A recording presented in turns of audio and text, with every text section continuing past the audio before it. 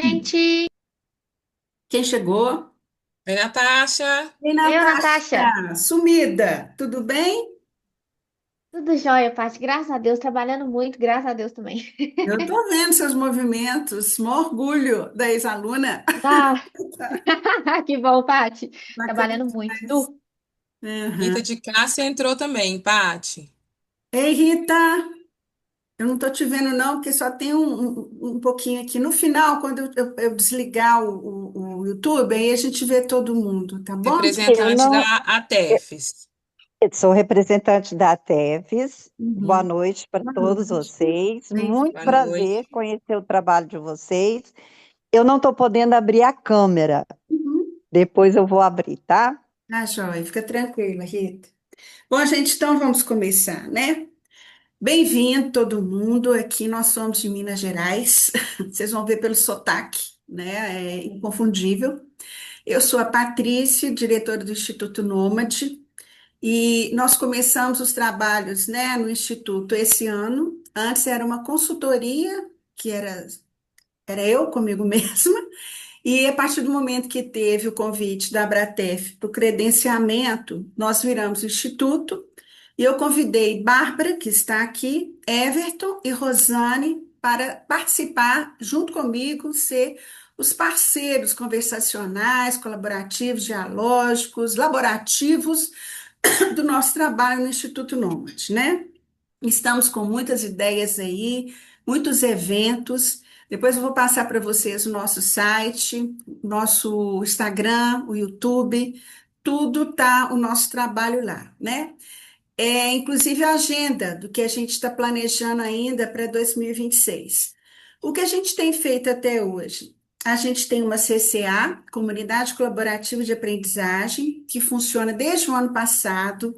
Toda primeira terça-feira do mês, às 20 horas, a gente encontra online. E aí acontece uma intervisão, um estudo de algum texto. E é um espaço muito, muito potente, muito gostoso. E o ano passado também nós realizamos dois workshops presenciais que nós contemplamos as vicissitudes de ser terapeuta, né? Então foi essa equipe junto com o pessoal da CCA, junto com alguns colegas daqui de Belo Horizonte, do interior de Minas. Esse ano está planejado também um workshop presencial no segundo semestre.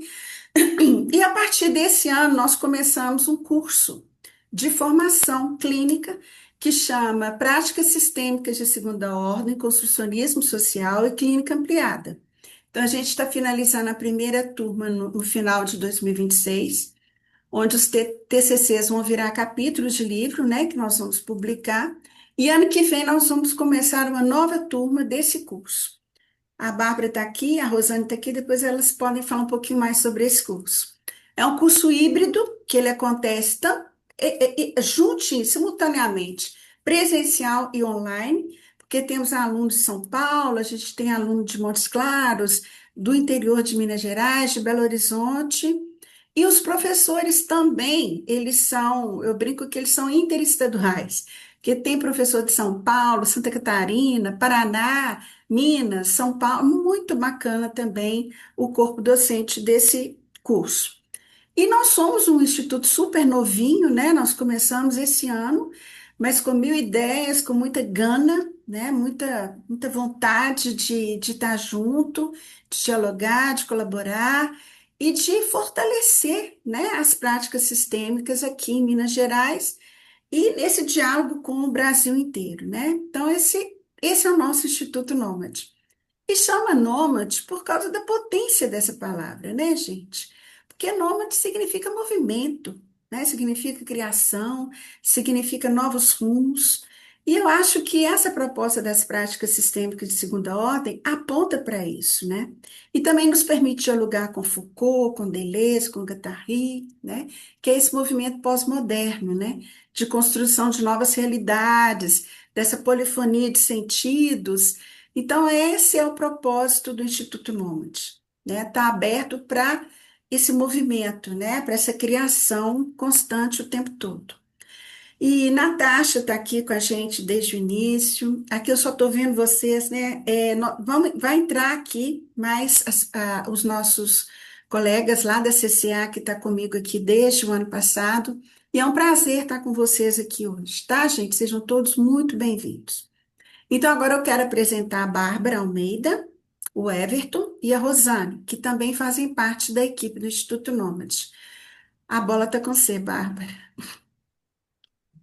Boa noite a todos e todas. Eu sou a Bárbara Almeida, sou psicóloga clínica. Já estou com a Patrícia há um longo tempo, né? Fui aluna na graduação, fui monitora, depois na pós-graduação, agora no curso e nessa parceria, né? É um espaço muito rico a nossa CCA, né, que é o espaço onde a gente pode dialogar sobre as práticas construcionistas, né, a partir de uma perspectiva dialógica, a partir desse olhar de que as coisas não vêm isoladas, né, elas estão constantemente em construção, né. O curso, ele vem num momento muito importante, né, há muito tempo eu estava desejante de fazer um curso em construcionismo, e aí chega no momento com a possibilidade de me tornar também parceira, né, do Instituto. Então, acho que juntamos, né? Juntamos essa parceria, essa amizade. A gente já estava conversando há um tempo, né, sobre fazer essa CCA aberta, com a possibilidade de acolher outras pessoas, de falar um pouquinho sobre o construcionismo e acho que talvez utilizar esse espaço para que vocês possam compreender como é que a gente funciona na CCA, né? Claro que a partir do curta, né, conseguir vivenciar aqui com a gente essa troca, esse diálogo, né, e esse olhar. Então, basicamente isso. Olha, obrigada, Bárbara. Everton?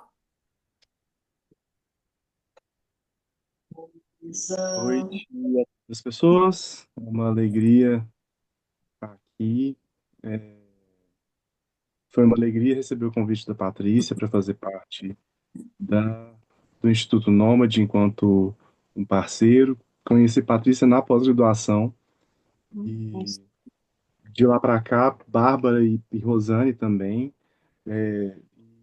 A nossa relação se manteve pós essa pós-graduação, nos tornamos amigos, colegas que compartilham as coisas. Então, quando o convite veio, foi um momento muito interessante para mim de ampliar os meus conhecimentos e poder passar um pouco do que a gente foi aprendendo ao longo desses vários anos enquanto psicólogo, né? Eu também sou psicólogo clínico, atuo principalmente com casais. Tenho aprendido muito, tanto na CCA quanto nas nossas trocas aqui, enquanto grupo de trabalho no Instituto Nômade. É sempre muito rico as nossas trocas e as nossas possibilidades de encontro.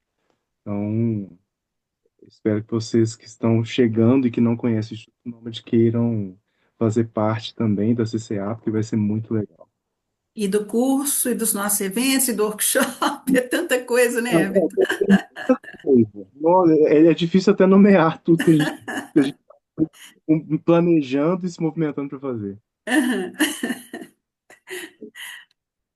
Isso aí, obrigada. Rosane?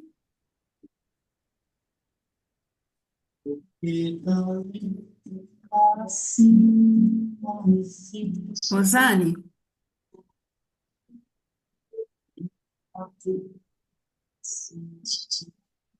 tá dando problema a internet dela?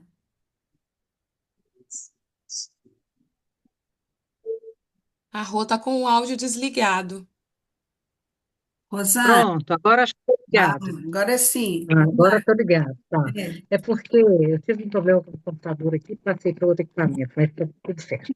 Uhum. Então, eu sou a Rosane Gastelo Mendes, né? Sou psicóloga, sou colega da Patrícia de curso de psicologia, né? E depois fui aluna da Patrícia na pós-graduação em psicoterapia de família e casal e continuo estudando, né? Então, eu sou aluna hoje do Instituto Nômade no curso, né? Esse curso que a Patrícia falou. E amo participar, amo estar junto, né? É uma alegria muito grande, atividades como essas, né, da CCA. E é sempre oportunidade de aprender, de trocar, de estar juntos, né? É, é muito bacana estar no Instituto Nômade e a minha contribuição, ela é muito também voltada a práticas dialógicas em empresas, né? Então, agora no próximo mês de setembro, a gente vai fazer uma aula aberta sobre práticas construcionistas nas empresas, né? Então, a gente já tem experiência com, por exemplo, com a terapia comunitária integrativa, né? Com a investigação apreciativa e outras. Então, é muito bacana, né? Eu acho que é lindo isso da gente continuar junto, continuar aprendendo, continuar ensinando, continuar trocando. É muito bacana. Muito bom estar aqui hoje também. Uhum. É uma alegria mesmo. E, Bárbara, você quer já cantar a pedra do próximo evento que você e o Everton estão organizando para o segundo semestre? Na verdade, Rosane já puxou aí, né, que o próximo é da Rô, que é a Uhum. aula aberta. Vou puxar a Eu e nossa agenda. Everton Eu e Everton estamos construindo algo bem legal, que é um workshop, né, para falar sobre o racismo, né, assim, a perspectiva, né, da negritude, seguindo ali a nossa aula aberta, né, nós tivemos uma aula aberta em... Que mês foi, Paty? Está Agora eu disponível tô... no canal do YouTube, depois eu vou passar para vocês. Foi em março, né? Foi em março, né? Em março a gente teve uma aula aberta e a gente falou dos impactos, né? Do racismo na nossa prática clínica, né, trazendo ali um apanhado na perspectiva das vivências, de casos clínicos. E a gente tinha muita coisa para falar na aula aberta, né, e a gente entendeu que acho que seria importante que virasse um workshop, né, para a gente conseguir desdobrar tudo aquilo que a gente queria discutir, tudo aquilo que a gente queria abordar. Então, a nossa ideia é que aconteça no mês de novembro, né? Aproveitando o mês da consciência negra. E estamos aí bem animados, né? Vem aí, vem aí. Em breve a gente vai começar a divulgar. Estamos na organização do espaço, do que a gente vai oferecer para receber todo mundo. E a gente está bem empolgado com isso. É. Everton pode falar um pouquinho também. Mas já reservem a data, vai ser dia 14 de novembro, gente. Então já coloquem aí na agenda, já deixem o dia reservado para a gente poder se encontrar. O workshop ele vai trazer, para além das vivências clínicas com esse tema de racismo, negritude, o olhar do profissional e da profissional sobre os corpos negros, sendo profissionais negros e o olhar que tem sobre eles, a gente vai abordar todos esses temas. A gente também vai trazer ferramentas de trabalho que podem ajudar a prática clínica do e da profissional que estiver fazendo com a gente o workshop. Vai ser muito legal. A gente está trabalhando bastante para poder ser uma experiência muito rica e vale a pena vocês deixarem esse tempo com a gente. Joia. Então tá vendo, né, gente? Mil ideias, mil eventos e vamos que vamos todo mundo junto aí, né? Bom, então vamos agora partir para o curta-metragem. Eu vou contar um pouquinho a história desse curta. Ele foi, né, premiado, ele terceiro prêmio Ceará de Cinema e Vídeo. Quando eu dava aula na PUC, na graduação, eu usava muito esse curta-metragem para ilustrar um pouquinho, né, puxar a conversa sobre o construcionismo social. Quem fez esse filme nem imaginou o que era construcionismo social, mas a partir do momento que a gente começa a entender o construcionismo como construção de uma realidade e a inexistência de uma realidade que já está posta, que já está pré-determinada, esse curta-metragem, ele muda um pouco a concepção, ele mexe um pouco com a gente no sentido de entender o que é uma realidade, né? Qual que é a realidade da Maria? Por que que ela tem essa vida que ela teve? E a grande pergunta generativa, né, que eu até brinco com os meninos, a pergunta generativa é: quais são os discursos, as relações e as práticas sociais tornaram essa vida da Maria possível, tá? Aí nós vamos passar o curta, depois a gente vai voltar aqui uma discussão e no final a gente vai abrir para todo mundo para a gente poder conversar um pouquinho sobre a Maria, tá bom? Então vamos começar aqui.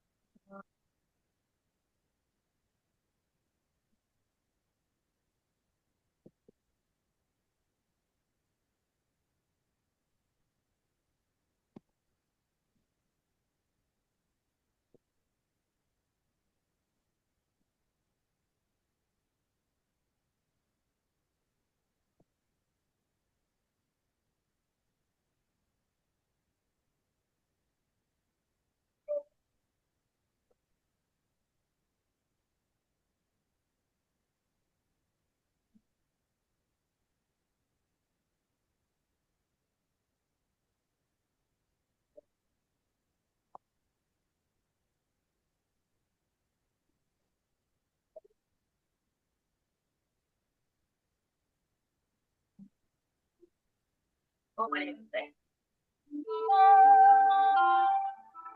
Maria José. Ô, Maria José, tu não tá me ouvindo chamar, não, Maria? Tu não sabe que aqui não é lugar pra tu ficar agora? Em vez de ficar perdendo tempo desse ano novo, vai lá pra fora arranjar o que fazer lá. Tem um pátio pra varrer, tem que levar água pros bichos. Vai, menina! Vê se tu me ajuda, Maria José.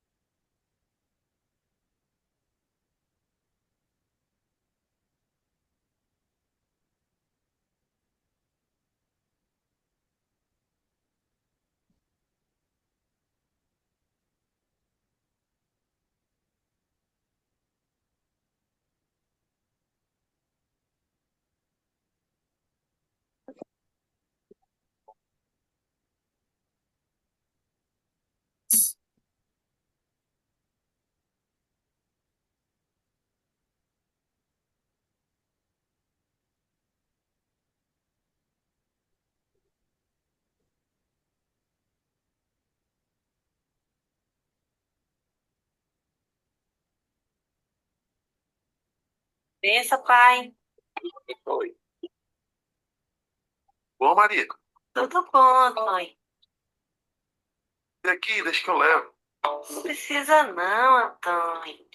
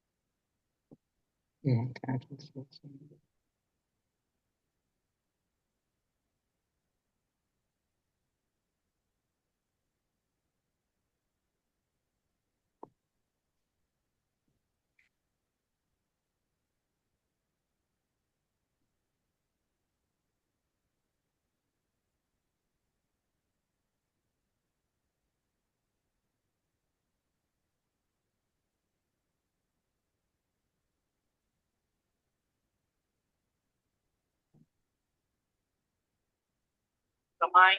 Desça, mãe. Desça, mãe. Desça, mãe. Desça. Desça, mãe. Desça, mãe. Deus abençoe. Deus abençoe.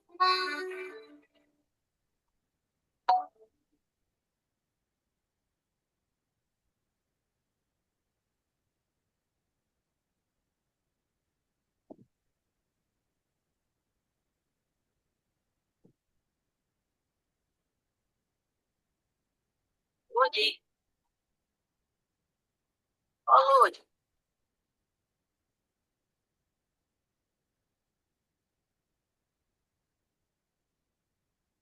Ô, Ludi. Ó, Ludi, tu não tá me ouvindo chamar, não, Ludi? Tu não sabe que aqui não é lugar pra tu ficar agora? Em vez de ficar perdendo tempo desenhando, não, vai lá pra fora arranjar o que fazer, lá. Tem um pátio pra varrer, tem que levar água pro bicho. Vai, menina. Vê se tu me ajuda, Ludi. Fica aí fazendo nada. Desenha tudo.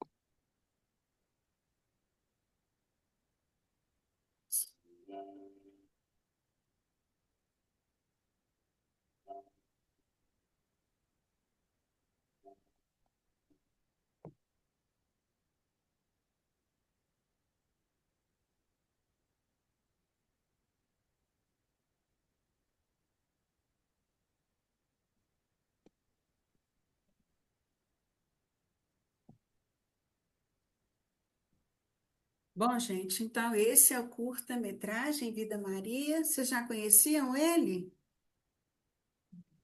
Não? Ok, Eu já. Uau. já, né? Tá. Bom, então agora nós vamos partir para o segundo momento, que eu, a Bárbara, Rosane e Everton, nós pensamos em algumas questões para poder puxar uma prosa aqui, né, entre nós. É um filme super tocante, né, gente? Principalmente a cena final, né, que mostra o caderno com todas as Marias que antecederam a Maria de Lourdes, né? E é um filme que mexe muito com a gente, né? Principalmente com essa linhagem aí, né, da mulher, o lugar da mulher, questão de gênero, papel, pertença, né? Então, tudo isso é possível ser questionado à luz do construcionismo social, né? Principalmente quando a gente entende essa polifonia de sentidos, né? A realidade sendo construída o tempo todo.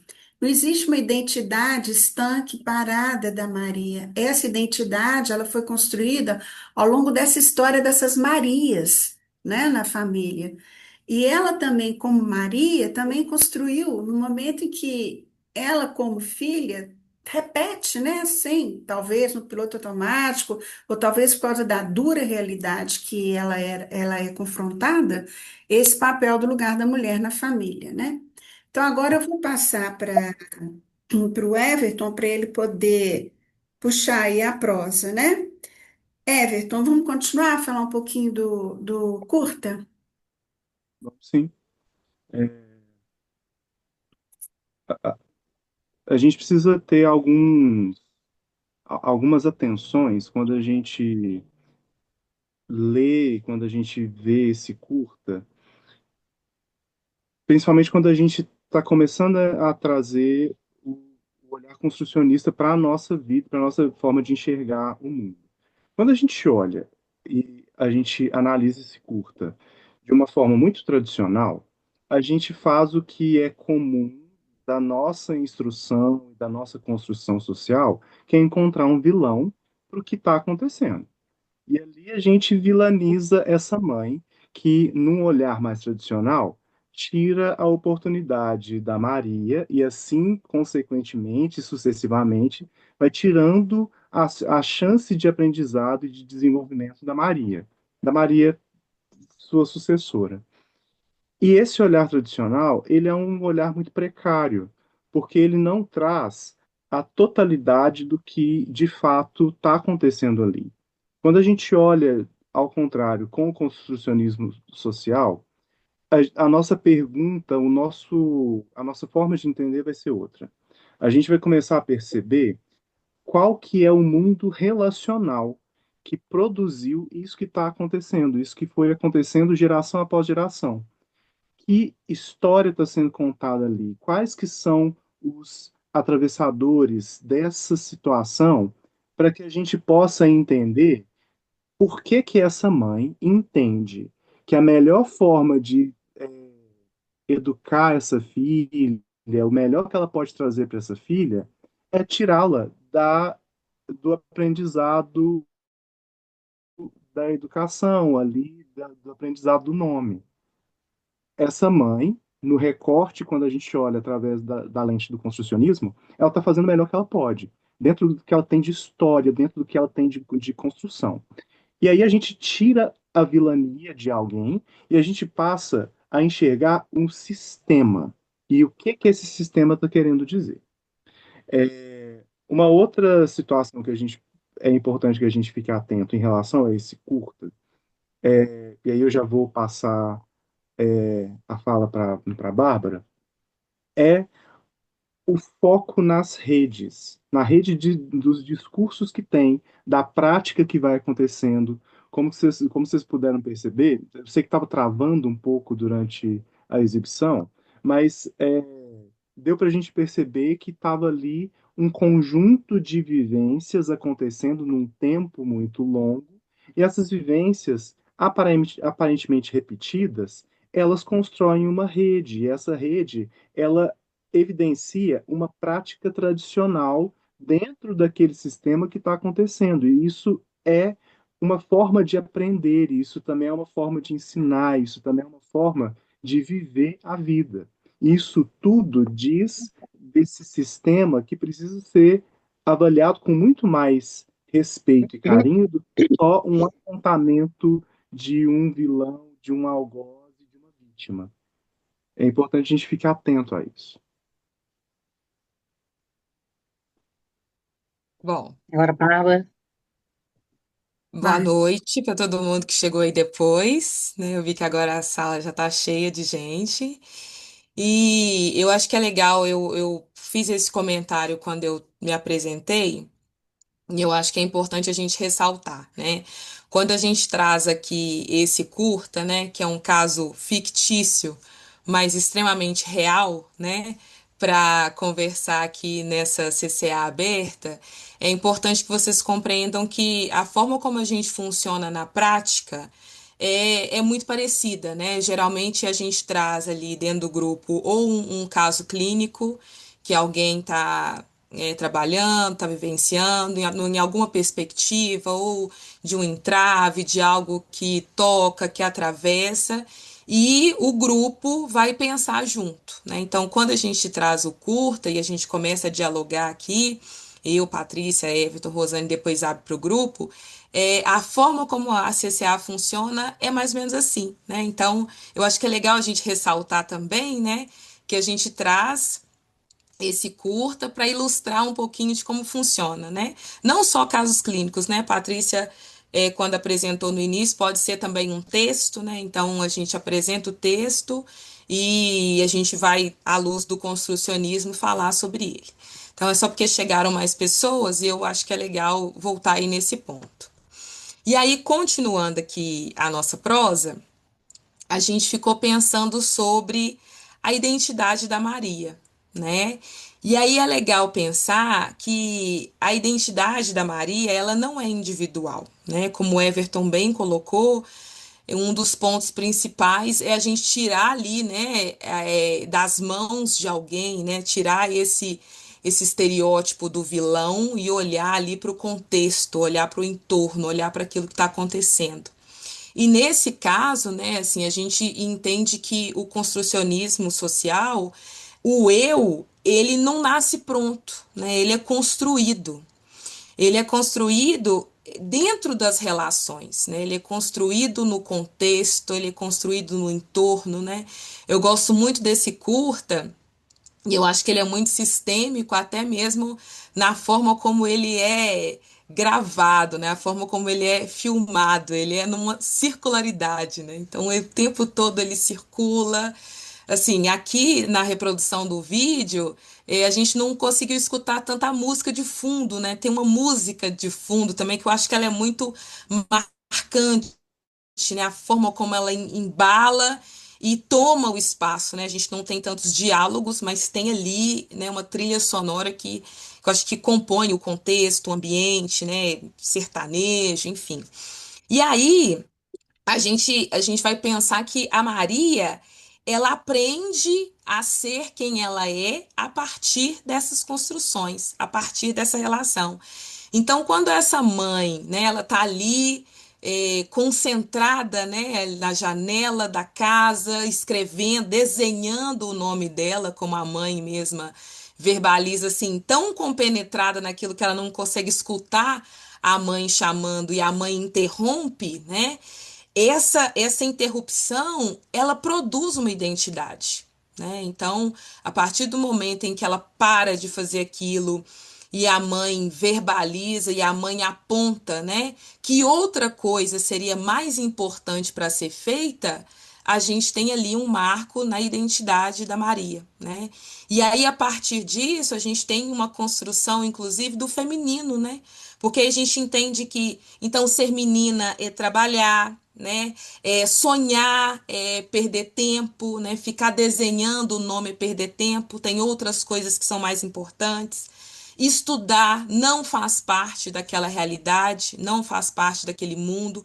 E, de novo, não olhando para esse lugar dessa mãe enquanto vilã, mas daquilo que é possível e que é significativo naquele contexto, né? O que precisa ser feito? A mãe fala, tem um terreiro para varrer, tem que dar água para os bichos, tem que lavar roupa. Isso é o que precisa ser feito, né? O cuidar do outro é uma função, né? A exercer esse cuidado. E essa identidade, ela vai sendo construída na linguagem, na relação e naquele ambiente. Pode ir, Rô. Falar um pouquinho dos discursos culturais, né? Vamos dizer. E aí eu fico pensando, né, que discursos culturais, né, que produziram as Marias que somos, que cada uma de nós é, né? É, ou os Josés, né? E, bem, o curta, ele mostra como determinados discursos, eles tornam-se verdades, né? Ninguém para dizer assim, para pensar, né? Isso é justo, né? Parece que é uma coisa natural que, né, acontece com todas as famílias, ou, né, tem que acontecer assim, né? E o discurso dominante aqui é a vida é assim, né? E são, né, aqui aparece, né, no Vida Maria, né, essa ideia da a vida é assim, não existe uma outra forma, né? E essa frase, né, que é uma frase invisível, vamos dizer assim, é uma frase que atravessa toda a narrativa, né? E o construcionismo, ele nos lembra que é aquilo que chamamos de realidade, né, muitas vezes é uma construção social tão antiga que passa a parecer natural, né? Então, o curta ele vem denunciar exatamente isso, né? E a gente pode pensar aqui também que a pobreza não aparece apenas como uma condição natural, econômica, né? Ela aparece como uma narrativa herdada, né? E não há outra forma de continuar de ser na vida sem ser. assim.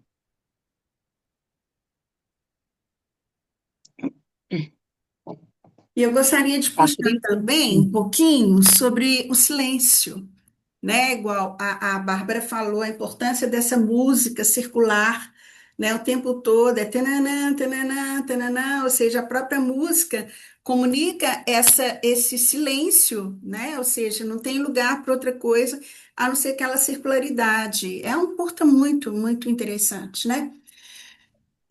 Porque um aspecto muito importante que a gente vê, né, o Kenneth Gergen fala, a Arlene Anderson fala, que é o diálogo, né? O diálogo como um dispositivo, negócio, de construção de realidade. Nas nossas prosas, eu e Glaucia sempre estava marcando a palavra dispositivo, dispositivo. Agora, toda vez que eu falo dispositivo, eu lembro da Glaucia Tavares. Então, se ninguém pergunta o que a Maria deseja, é invisível, né? Não existe isso. O que a Maria sonha, o que a Maria pensa. Ali, a gente vê que a voz da criança desaparece. E aí, pegando um pouquinho o diálogo com Paulo Freire, né? Eu até tenho eu, junto com uma ex-aluna, a gente escreveu um capítulo muito bacana, fazendo um diálogo do Paulo Freire com o consciencialismo social. Como que fica a autoria, né? Essa criança não tem autoria, ela não tem voz. Então, como que ela vai se indispor contra todas aquelas formas de construção de realidade, onde ela está ali também como parte daquela narrativa? E aí a gente vai fazer também aqui um diálogo bacana, que é com a narrativa. Qual que seria a narrativa? Qual que é o significado aqui da escola? Não se fala em escola, não se fala em coletividade. É como se a vida daquela criança fosse pulverizada, dissolvida nas funções daquele ranchinho ali, daquele momento, daquela condição do feminino, né? Então, quando a gente observa toda a riqueza desse curta, né, à luz assim desse entendimento construcionista social, é que justifica a gente ter trazido esse curto no meio de tantas outras possibilidades para a gente conversar aqui um pouquinho, né? Mais à frente, lá na hora que a gente for abrir para todo mundo, se vocês quiserem puxar um pouquinho o gancho do Paulo Freire, eu vou ficar muito honrada e feliz, né? Vygotsky, Paulo Freire, eu acho que dá um diálogo muito bacana também, né? E agora eu vou voltar para o Everton, porque eu sei que ele também quer falar mais alguma coisa ali. Vamos lá, Everton. Vou resgatar um pouco da fala de Bárbara e um pouco da Bárbara de Patrícia agora, principalmente sobre essa questão do silêncio, para a gente entender o processo da repetição que acontece no curta, né? Quando a gente para entender, e aí eu gostaria de evidenciar, principalmente o brilhantismo do nome escolhido para o curta, né? Vida Maria. O, o, todos os nomes são nomes compostos, né? Maria de alguma coisa, todas as gerações. Mas o de alguma coisa, ele é apagado. O que fica é o tradicionalismo de Maria, nessa repetição que não tem uma outra forma de ser. Justamente porque, quando a gente olha através da ótica do Everton construcionismo travou? social, tô aqui, tô travado? Vocês estão me escutando? Todo mundo? Não, Tá? pode continuar, Nélia. Pode Tá. continuar. Tá. É, quando Voltou. a gente vê pela ótica do construcionismo social, o que era possível era isso. Ela não tinha outros recursos. A, o sonho não, ele não vem à tona. Tem até uma tentativa de sonhar quando ela olha para cima, mas ela segue o roteiro que já existe naquela, naquela estrutura de família. Não tem um desejo real, não tem um pensamento. Isso é tudo apagado, como a Patrícia estava dizendo. E ali, a identidade, que também não vem à tona, porque ela deixa de existir, porque o silêncio se faz, ela só tem que seguir repetindo o que já existe. E aí ela vai repetir integralmente o roteiro de mulher e de mãe que ela conhece, que é aquele roteiro que ela cresceu vendo, que é aquele roteiro que ela se estruturou para fazer semelhante. E que a gente vai fantasiar um pouco, inclusive trazendo de experiência as nossas próprias vivências, quando a gente tenta ser original, vem o medo. E junto com esse medo e um pouco da originalidade que a gente tenta até fazer um pouco, também vem a repressão da família. Mas não é assim que você aprendeu. E imediatamente a gente volta àquilo que a gente está acostumado a fazer e a gente de novo vai repetindo. Isso pensando em nós, quando a gente pensa na nossa história, que temos algumas possibilidades. Quando a gente vê nesse curta as limitações de possibilidade e o mutismo daquele grupo familiar que só reproduz, não tem muito para onde Maria fazer ir, o que ela fazer de diferente. Então a repetição ela acontece nesse lugar de estrutura e manutenção do que existe, do que é dado e posto para aquelas pessoas, para aqueles indivíduos, que deixam de ser indivíduos para se tornar um coletivo repetitivo. E aí, assim, eu acho que complementando a fala do Everton, né? Por isso que a gente fala que essa repetição ela não é genética, né? Ela é relacional. Porque aí não é uma questão de, ela ficou igual à mãe, né? Mas quando o Everton usa a palavra não foi assim que você aprendeu, né?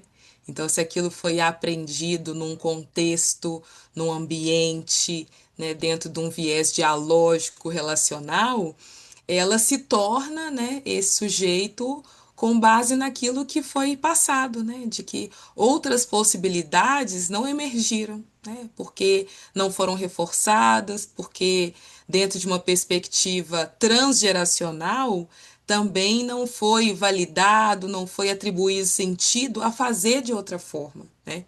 E por isso pode parecer repetitivo, mas por isso que Everton começa dizendo que não se trata de encontrar quem é o vilão, né? Porque todos os personagens dessa história, eles são atravessados, né?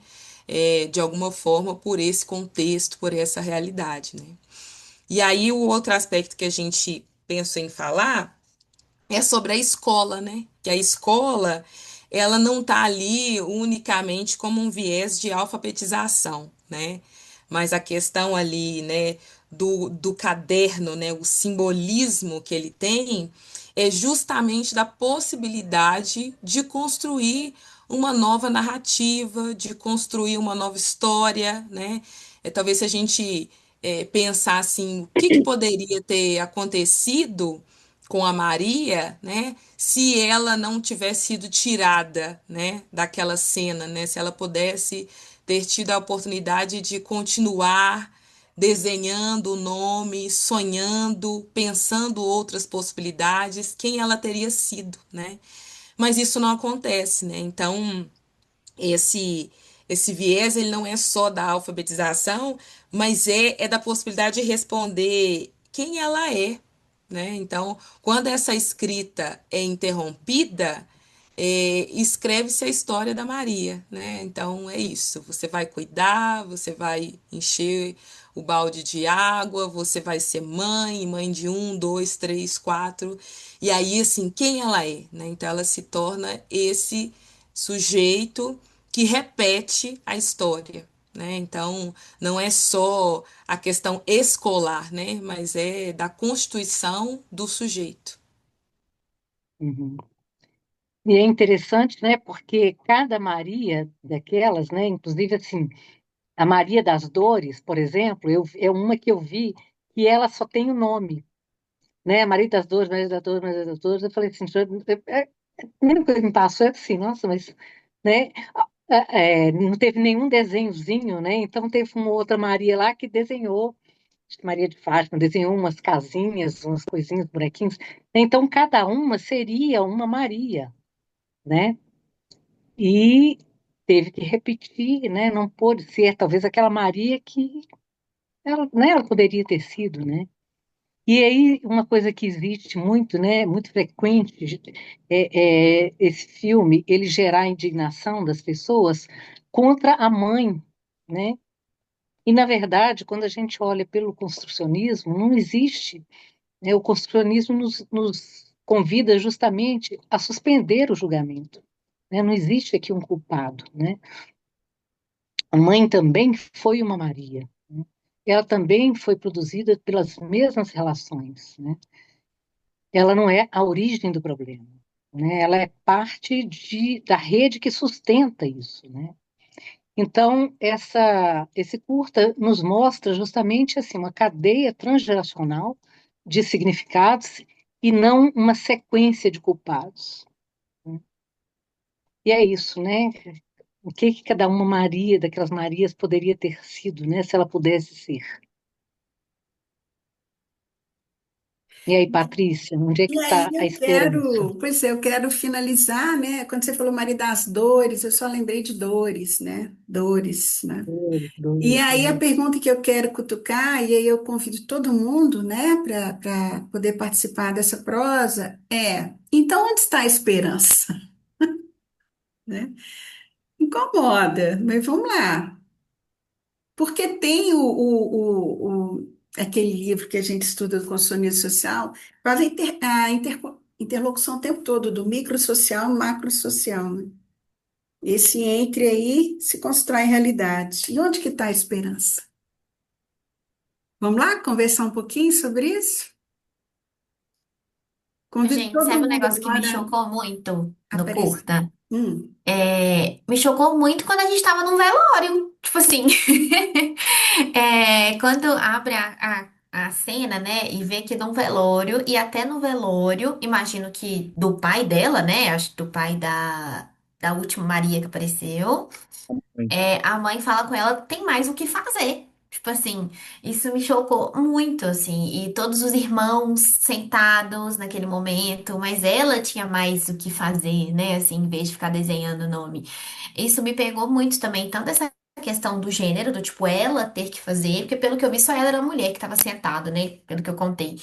Mas essa questão do fazer algo é inadiável. Assim, você não pode nem estar naquele momento difícil para todo mundo. Me pegou muito essa parte, assim, quando a gente tem quando abre o ambiente, né?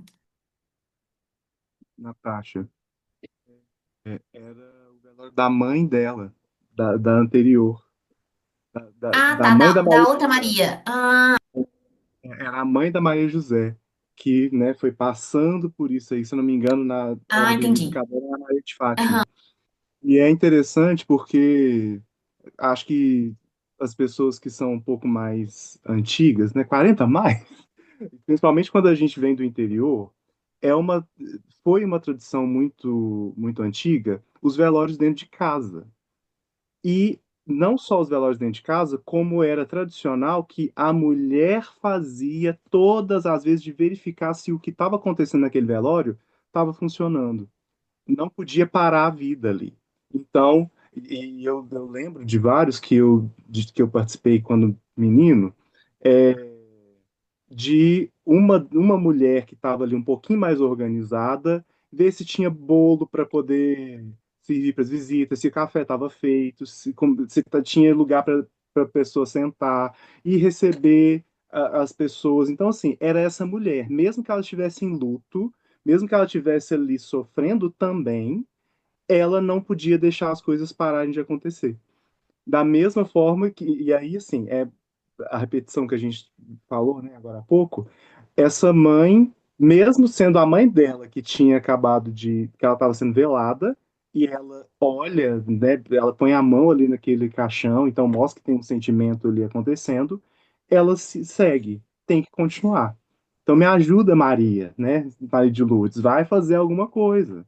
E aí, pensando nessa repetição, o quanto que não deve ter acontecido algo semelhante nas outras vezes todas, né? Porque não mostra. Então a gente fica aqui na nossa fantasia de que a repetição é ipsiliteris, né? Tá ali integral. Tudo ali foi acontecendo numa repetição.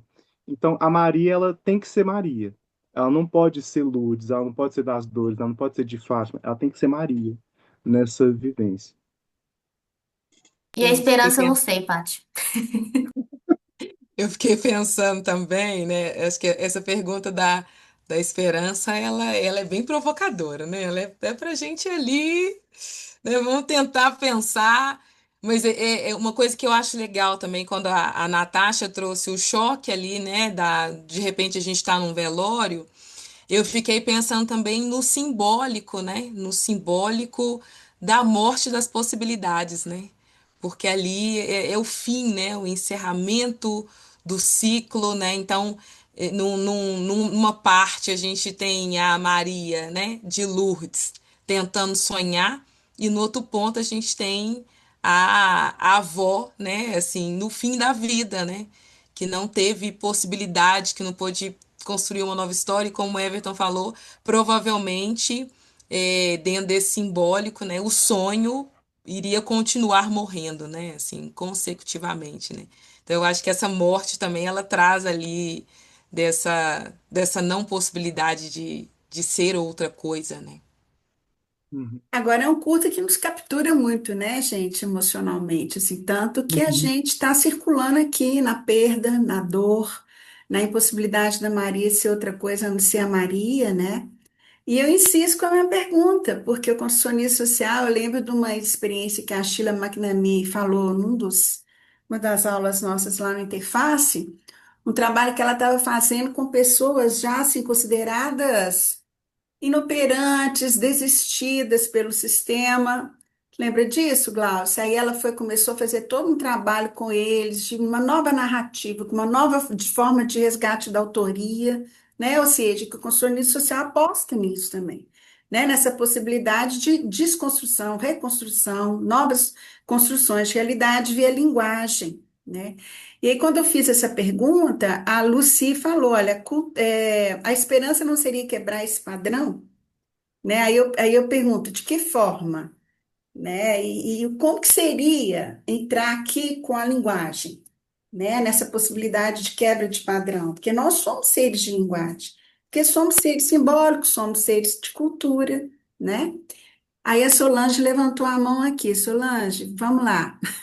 Boa noite, gente. Sou do Rio, sou da Boa noite. APF e sou psicóloga jurídica, né? Opa! Eu já conhecia há muito tempo esse vídeo, realmente é muito impactante, mas em relação à sua pergunta, né, onde fica a esperança?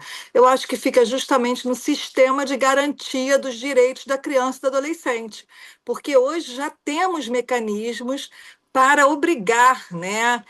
Obrigar mesmo, legalmente, a esses pais que coloquem seus filhos na escola, que matriculem na escola, só se vacina com a matrícula na escola. Então, tem todo a Bolsa Família, tem todo um sistema que circula para garantir os direitos dessas crianças de frequentarem uma escola.